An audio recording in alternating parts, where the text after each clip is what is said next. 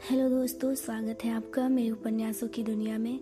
मैं हूं निशा वर्मा और आज मैं आपके लिए एक बेहद दिलचस्प उपन्यास की स्टोरी टेलिंग लेकर आई हूं।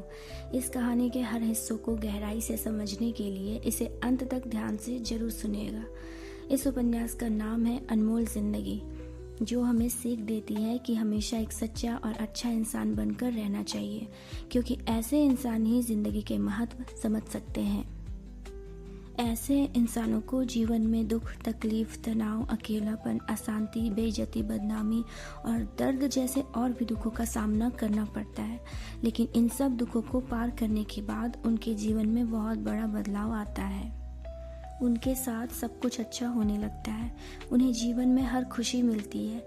इस उपन्यास में एक ऐसे ही इंसान आशा के बारे में पूरी कहानी है। आशा बहुत गरीब घर से होती है, बिल्कुल मासूम, सीधी साधी, सच्ची और अच्छी सी। मात्र 14 साल की उम्र में ही कुछ लोग उसके साथ बहुत गलत कर देते हैं।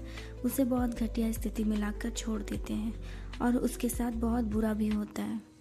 वह अपने माँ बाबूजी और भाई से दूर किसी अनजान शहर में अकेले भटक जाती है। उसकी ज़िंदगी पूरी तरह से बर्बाद हो चुकी होती है।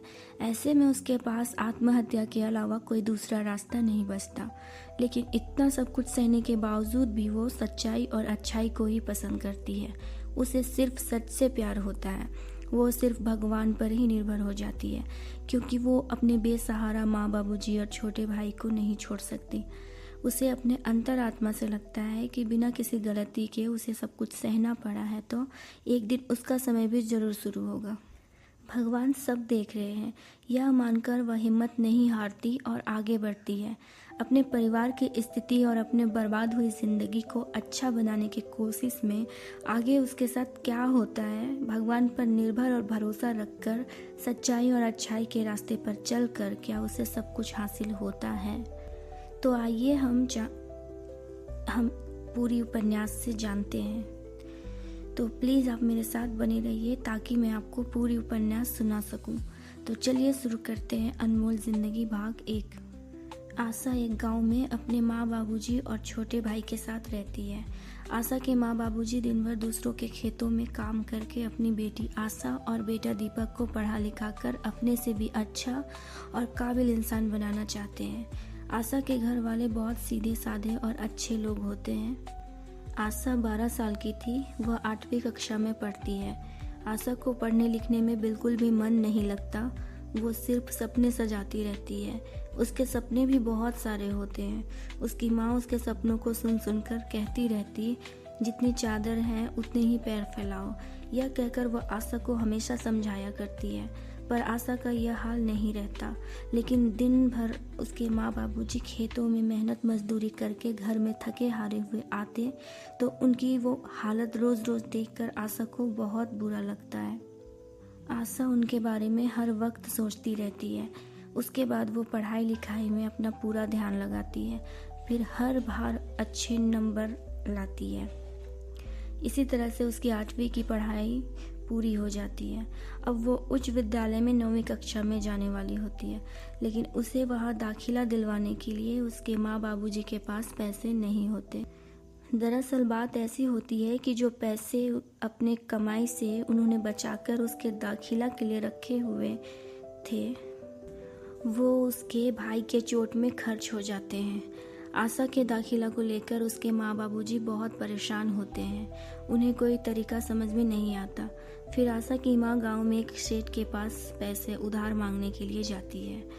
वह सेठ को अपनी पूरी बात बताकर पैसे के लिए कहती है। दरअसल आशा की माँ उस सेठ के यहाँ भी खेतों में काम किया करती है। इस वजह से वो सेठ को खेतों में काम कराकर ही पैसे वसूलने वाली बात कहती है। वो सेठ लगभग 35 सालों का था। उसकी उम्र आशा के बाबूजी के इतना होने के बावजूद भी वो आशा की माँ की पूरी बात सुनने के बाद बड़ी बेशर्मी से आशा की शादी अपने साथ कराने की बात छेड़ता है। उस आदमी का नाम चूना सिंह था। लोग उसे चूना सेठ के नाम से बुलाते हैं। उसकी बहुत बड़ी राशन की दुकान होती है। अपने बाप दादा की विरासत में मिली पुरखौती जमीन जायदाद, 2-3 जगहों पर बड़े बड़े बंगलों के साथ कई जगहों पर सागवान के बगीचे, जिनकी चारों तरफ ईंट की दीवारें घिरी हुई थी। उस चूना सेठ को किसी भी चीज़ की कमी नहीं रहती, लेकिन वो अपने शौक से किराने की दुकान में बैठता ताकि दूसरों के घरों की आती जाती औरतों को छेड़ पाए। उसका चरित्र बहुत खराब था, ना वो किसी का भलाई करता ना भला चाहता, सबके बहन बेटियों पर बुरी नज़र रखता। उसके मन में बहुत खोट थे, वह सबको परेशान किया करता है। वो आशा की माँ को पैसे बढ़ाते हुए उनसे कहता है, तुम अपनी बेटी की शादी मुझसे करा दो, उसकी पूरी पढ़ाई लिखाई मैं पूरा करवा दूंगा और उसे अपनी रानी बनाकर रखूंगा। यह कहकर वो अपने ऊपर विश्वास करने के लिए कहता है। सेठ की ऐसी बातों को सुनकर आशा की माँ को बहुत बुरा लगता है। वह उस सेठ से बिना पैसे लिए ही वापस अपने घर चली आती है। घर पर आने के बाद वह अपने पति को सारी बात बताती है।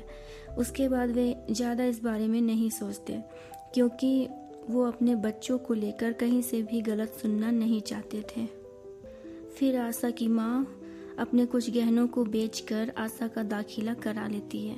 आशा का हाई स्कूल घर से लगभग 4 किलोमीटर दूर पड़ता है, इसलिए उसकी माँ उसे रोज बहुत जल्दी ही उठाकर तैयार होकर जल्दी घर से जाने के लिए कहती। आशा समय से पहले ही घर से निकलती और समय बीत जाने के बाद शाम पर वो घर पहुंच पाती। उसका स्कूल सुबह के 9 बजे से लेकर 4 बजे तक का था। स्कूल से घर आने जाने के रास्ते पर सुनसान जगह, बहुत सी झाड़ियाँ, रोड के दाईं बाईं तरफ सिर्फ जंगल के अलावा और कुछ नहीं दिखाई पड़ता।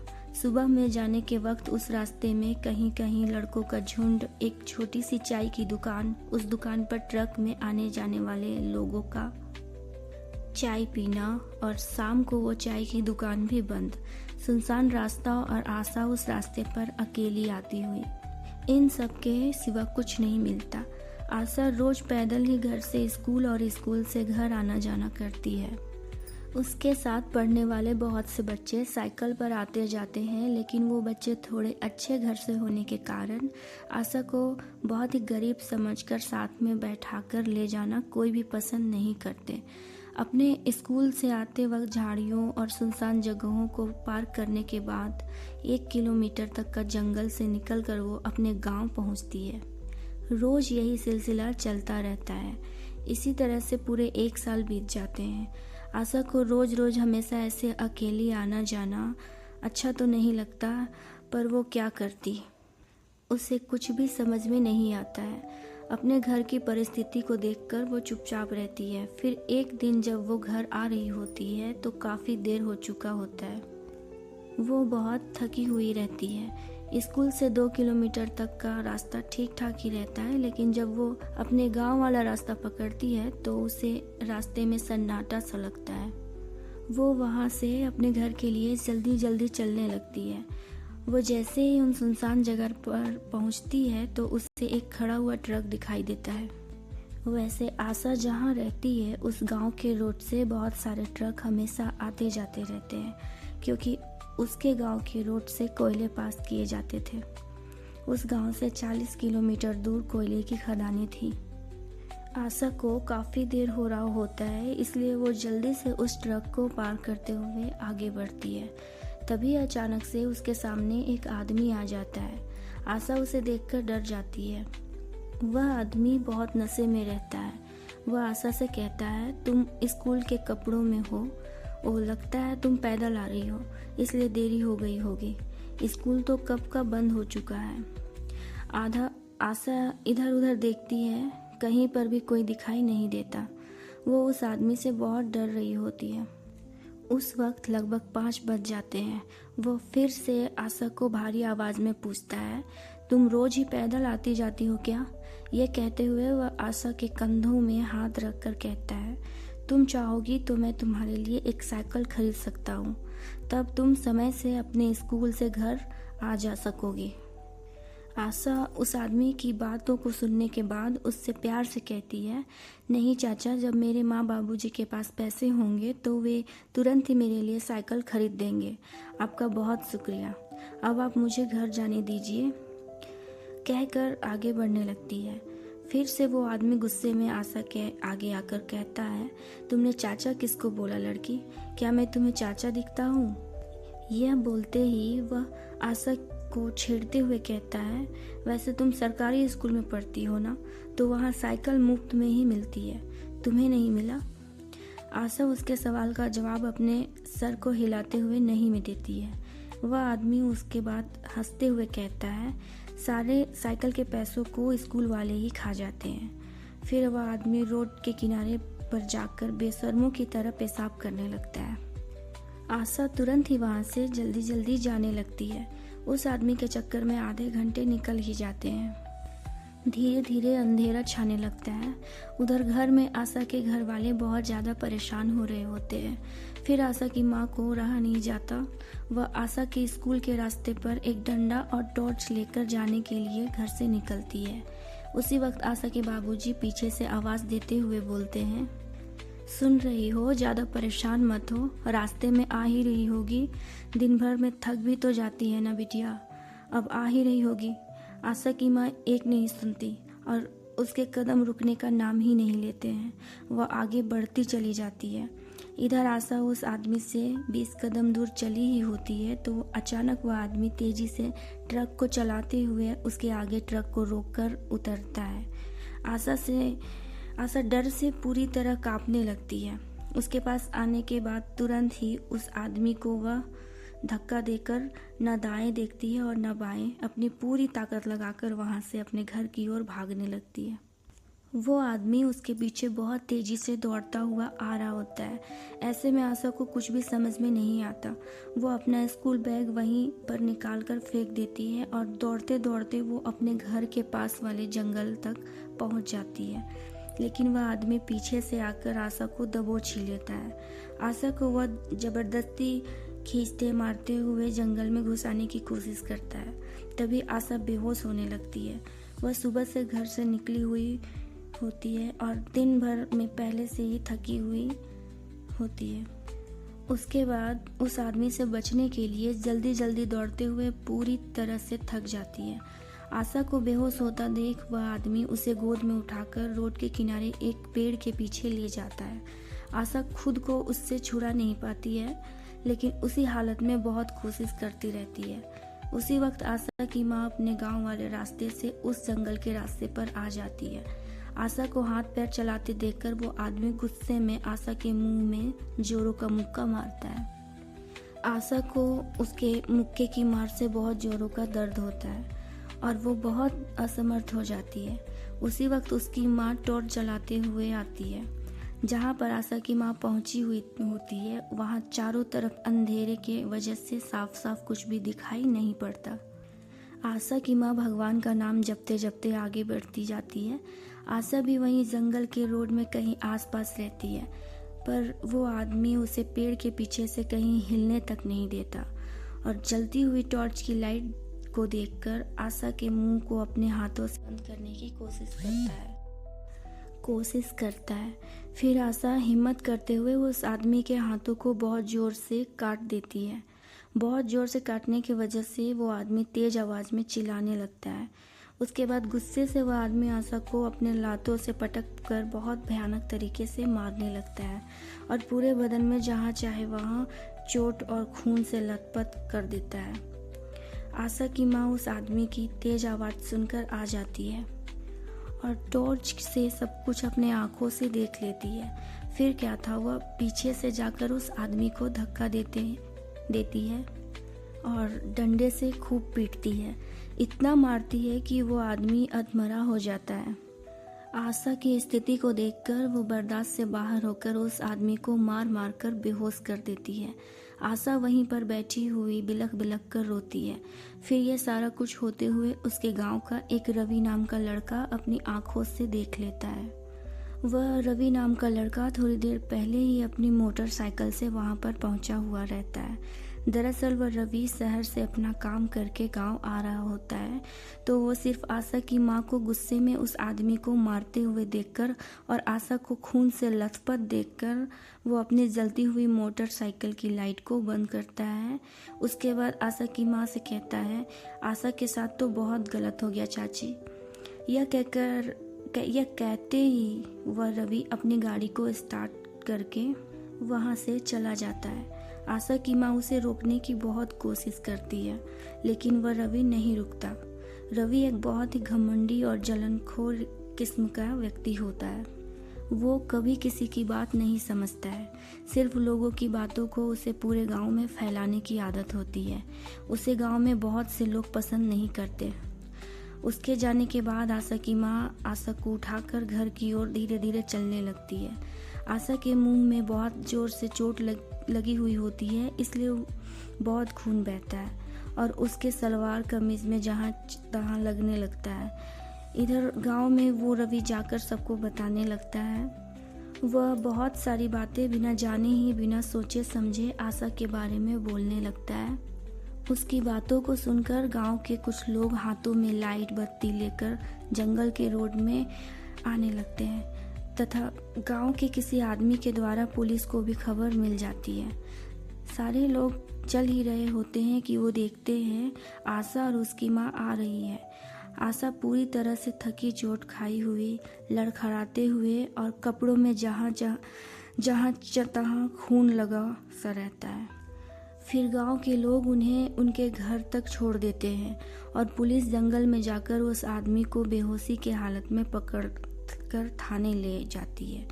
उसके बाद पुलिस की गाड़ी आशा के घर के बाहर आकर रुकती है, शायद पूछताछ के लिए, लेकिन आशा के घर वाले पुलिस को समझाकर मना कर देते हैं क्योंकि आशा पूरी तरह से डरी सी सहमी हुई रहती है। पुलिस वापस चली जाती है। उस रात में पूरे गांव में ही तेजी से पूरी सनसनी फैल जाती है। पुलिस के जाने के बाद आशा की माँ आशा के पास ही बिछाकर सो जाती है और उसके बाबूजी और भाई बाहर बरामदे में खटिए पर सोते हैं। नींद तो किसी को भी नहीं आता और ना ही भूख प्यास लगता। वो फिर भी अपनी आंखें बंद करके रखते हैं। आशा को तो सदमा सा लगता है। वो सिर्फ बिस्तर पर अपनी आंखें खोली हुई लेटी रहती है। सारे घर में सन्नाटा सा और चुप्पी छाया हुआ रहता है। अगली सुबह सारे गांव में लोग तरह तरह की बातें करते फिरते हैं। आशा के पास आकर तो उसे कोई भी कुछ नहीं कहता, लेकिन सबके मन में बहुत गलत सलत बातें रहती है। ऐसा उनके चेहरे से आशा के घर वालों को प्रतीत होता है। आशा के माँ बाबूजी अपने घर के कामों में लगे हुए रहते हैं, लेकिन सुबह से ही कोई ना कोई आते जाते रहते हैं। कोई कहते इसकी शादी करा दे, इतनी बदनामी के बाद कौन इससे शादी करेगा। कोई लड़का मिलना तो मुश्किल है, कोई दोहा आदमी ही इससे शादी कर सकता है। तो कोई कहता उस आदमी से ही शादी करा देने से ठीक होगा जिसने इसकी इज्जत लूटी है। तो किसी के मुंह से यह निकलता है कि वो आदमी थाने में बंद है, उसको आशा के बिना कोई भी बाहर निकाल नहीं सकता। आशा उसे छुड़ा ले तो उसका गुस्सा भी शांत हो जाएगा और वह आदमी आशा से शादी के लिए तैयार हो जाएगा। यह बातें कहते हुए सारे लोग कहते हैं आखिर पूरे गांव में तो आशा और उस आदमी के साथ हुए घटना के बारे में सबको पता है। सभी लोगों का कुछ न कुछ बोल बोलकर हद से पार होने लगता है। सबकी तरह तरह की बातों को सुनकर आशा की माँ गुस्से से आग बबूला हो जाती है और सबको घर के आंगन से बाहर जाने के लिए कहती है। आशा के माँ बाबूजी बाहर आंगन के पिंडे पर बैठे रहते हैं। आशा शांत उदास एक कमरे में बिस्तर पर लेटी रहती है। उसका भाई दीपक वहीं पर पढ़ाई कर रहा होता है। उस दिन दीपक स्कूल नहीं जाता। आशा सोई हुई सोच रही होती है उसकी माँ बाबूजी और उसे तो पता है कि उसके साथ वह आदमी कुछ भी गलत नहीं कर पाया था, लेकिन कुछ समय के बाद वह आदमी थाने से बाहर आ ही जाएगा। ऐसे में आशा को फिक्र होती है कि अब वो उस रास्ते से स्कूल कैसे जाएगी और अपनी पढ़ाई पूरी कैसे करेगी। आशा के माँ बाबूजी बाहर बैठे हुए बातचीत करते हैं कि यह सब कुछ आशा के अकेले पैदल आने जाने की वजह से हुआ। अगर वो भी गांव के लड़कियों की तरह साइकिल में आना जाना करती तो कुछ भी नहीं होता। अब किसी तरह से भी हमें उसके लिए साइकिल लेना ही होगा। हम अब दोबारा अपनी बेटी को ऐसे होते हुए नहीं देख सकते। आशा के माँ बाबूजी आगे क्या करना है इसी सोच में लगे रहते हैं। इसी तरह 2 दिन बीतने के बाद आशा की माँ गांव के एक दुकान पर राशन लाने जाती है और आशा घर पर अकेली रहती है। राशन की दुकान पर बहुत सी औरतें होती हैं वे आशा की माँ को देखकर पूछती हैं, क्या हुआ दीदी, इन दिनों आशा स्कूल नहीं जाती है। आशा की माँ चुपचाप अपनी राशन ले रही होती है। उसे चुप देखकर वे औरतें फिर से कहती है, अच्छा है भला वह अब पढ़ लिख कर भी क्या करेगी, इतना सब कुछ हो गया, अब उसे घर पर ही रखिए।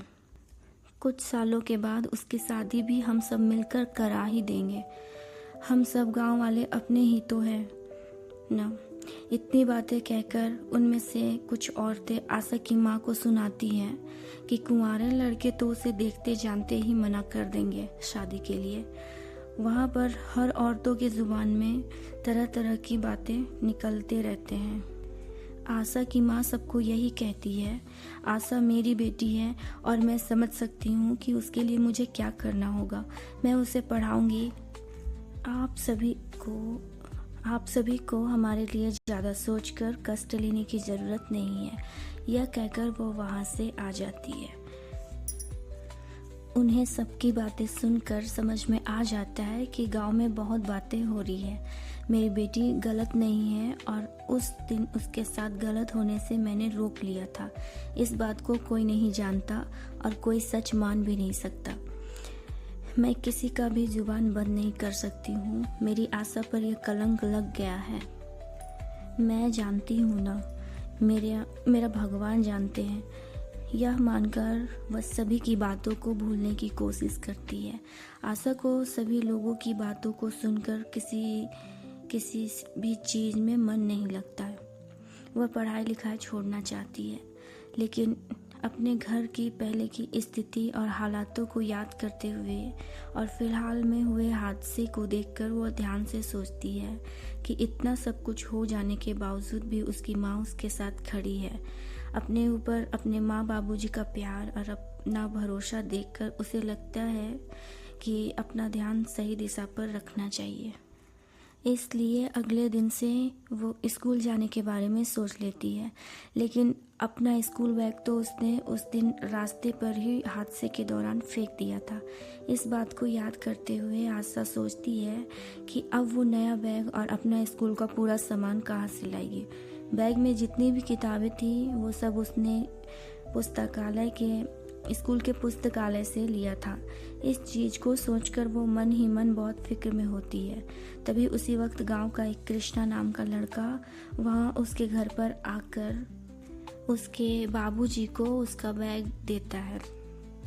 कृष्णा भी आशा के गांव से ही होता है। वह बहुत अच्छे और सीधे साधे परिवार से रहता है। कृष्णा गांव में अपनी बड़ी बहन नंदिनी और अपने मम्मी पापा के साथ रहता है। वह थोड़े बड़े घर का होते हैं, लेकिन वे बिल्कुल भी किसी चीज़ का घमंड नहीं करते। आशा का बैग देखकर उसके बाबूजी कृष्णा से पूछते हैं, यह आशा का बैग तुम्हारे पास कैसे आया? तो कृष्णा उन्हें बताता है कि आशा के साथ छेड़छाड़ होने के उसी दिन ही वह बैग उसे रास्ते पर मिला था। वो कहता है, दरअसल मैं उस दिन शहर से वापस गांव आ रहा था, तो रास्ते में ये स्कूल बैग दिखा। मैंने इसे खोलने के बाद जाना कि ये आशा का स्कूल बैग है, और अपने घर जाते वक्त मैंने अपनी गाड़ी आपके आंगन के दरवाजे पर रोककर इस बैग को वापस देना भी चाहा था, लेकिन उस वक्त रात में आपके घर पर पुलिस भी आई हुई थी, शायद पूछताछ के लिए। और आप लोगों की परेशानी और हालात को देखकर मैं वापस चला गया। इतना कहकर वो बैग वापस करके कृष्णा चला जाता है। आशा के घर में सब लोग पहले से कुछ बेहतर हो जाते हैं। फिर उसी दिन दोपहर के वक्त गांव का वह चूना सेठ उनके घर पर आता है अपने कुछ आदमियों के साथ। गांव में उसका बहुत रुतबा होने के कारण कोई भी उस सेठ से मुंह लगना नहीं चाहता। इसी कारण सेठ सभी लाचार, गरीब और बेबस लोगों से अपनी बातें मनवाता है। आशा के घर पर आकर वो उसकी माँ से आशा के बारे में बहुत अनाप शनाप बातें बोलकर वह सेठ उनकी दिमाग को ख़राब करने की कोशिश करता है। उसके बाद हमदर्दी दिखाते हुए उनसे कहता है, इस गांव में हर जगह पर सिर्फ आशा की इज्जत लूटने वाली बातें चल रही है। अब कोई भी लड़का आशा से शादी करने के लिए राजी नहीं होगा। अब उसकी शादी कभी नहीं हो सकती। ऐसे में आप उसकी शादी मुझसे करा दे, नहीं तो जो बची खुची इज्जत है ना, वो भी खत्म हो जाएगी। मैं आशा को रानी बना कर रखूँगा और गांव में सबकी जुबान भी बंद हो जाएगी। सब माजरा मैं खत्म ही कर डालूँगा। ये कहते हुए वह सेठ बहुत बेवहियात बातें करने लगता है। उसकी बेवहियात बातों को सुनकर आशा की माँ भड़क जाती है। वो सेठ से कहती है, कृपया आप हमारे हाल में छोड़कर हमें चले जाइए। ऐसा कहकर वो सेठ को अपने आंगन में ही बेइज्जती कर देती है। सेठ उसकी बातों को सुनने के बाद उसके आंगन में ही चिल्ला चिल्ला कर कहता है, पूरी दुनिया जान रही है कि आशा का बलात्कार हो गया है। ऐसे में मैं इसकी इज्जत को ढकने की बात कर रहा हूँ और तुम्हारे घावों में मरहम देने आया हूँ, तो उल्टा तुम मुझ पर भाषण झाड़ रही हो। यह कहकर वह सेठ वहाँ से पैर पटक कर चला जाता है। सेठ को आशा के घर वालों का तेवर बर्दाश्त नहीं हो पाता। उसे बहुत गुस्सा आ रहा होता है क्योंकि वो लोग इसकी बात नहीं मानते हैं। इसलिए वो सेठ गुस्से से थाने में जाकर उस आदमी को छुड़वा कर आता है अपने पास, ताकि आशा के घर वालों को परेशान कर सके और आशा को पा सके। इसी सोच में वो सेठ उस आदमी से मिलकर आशा को पाने का षड्यंत्र रचता है। उस आदमी को बहुत सारे पैसे देकर उसका मुंह बंद कर देता है। इधर आशा दूसरे दिन से स्कूल जाने के लिए तैयारी में रहती है। उसकी माँ अपने शादी के कुछ गहनों को बेचकर उसके लिए एक पुरानी साइकिल खरीद कर लाती है। अगले दिन से आशा स्कूल जाना शुरू कर देती है। लगभग 15 से 16 दिन बीत जाते हैं। आशा को रोजाना स्कूल आते जाते देखकर सेठ को बहुत भारी जलन होती है। गांव में तो सभी शांत हो जाते हैं क्योंकि गांव की ही लड़की है यह सोचकर, और बुराई करने वाले लोगों के बहकावे में आकर सभी कोई आशा को लेकर के उसके घर वालों को बहुत बातें सुना चुके हुए थे और उनकी स्थिति भी बहुत खराब होती है। यह देखकर गांव में भी सभी चुप रहते हैं। सब ठीक ठाक ही चल रहा होता है। तो धन्यवाद आप सभी का। इसकी आगे की कहानी आपको भाग 2 पर मिलेंगी। तो चलिए चलते हैं भाग 2 पर।